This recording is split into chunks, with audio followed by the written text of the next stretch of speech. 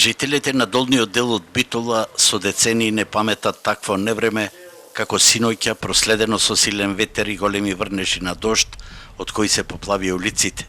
Канализацијската мрежа, која не можеше да ги прифати овие катастрофални води, започна да ги сврла во визбите, куќите, дуќани, а многу коли пливаа во недојдените суводолици.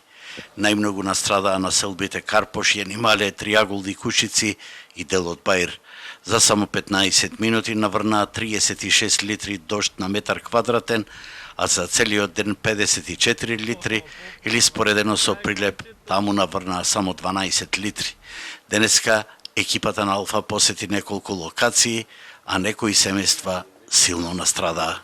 Семејството Марковски на улица Ѓорче Петров број 39 во Битола, кои синоќа настрадаа од поплавите, сега се во очај, бидејќи огромните штети веќе скоро и да ги оставија без семеен дом, без бела техника, но и без мебел.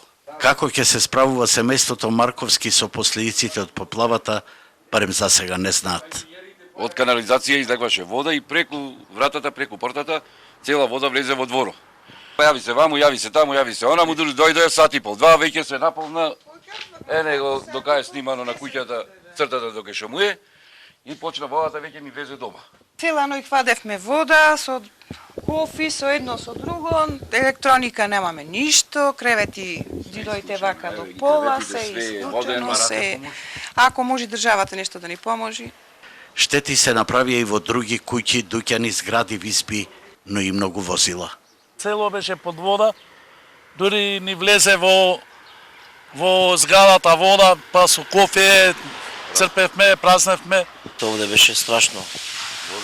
Вода имаше до пола од машините, поќе од пола. Еве се гледа дока што се гумите.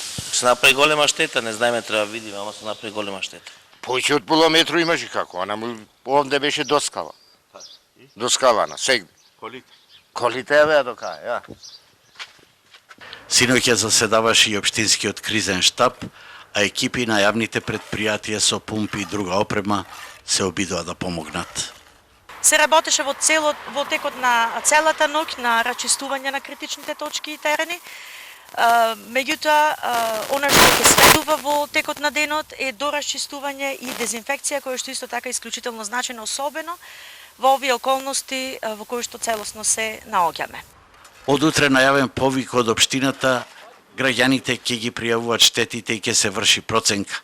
Сепак прв приоритет ќе биде заштитата од инфекции заради излевање на фекалната канализација на многу улици во дворови и визби.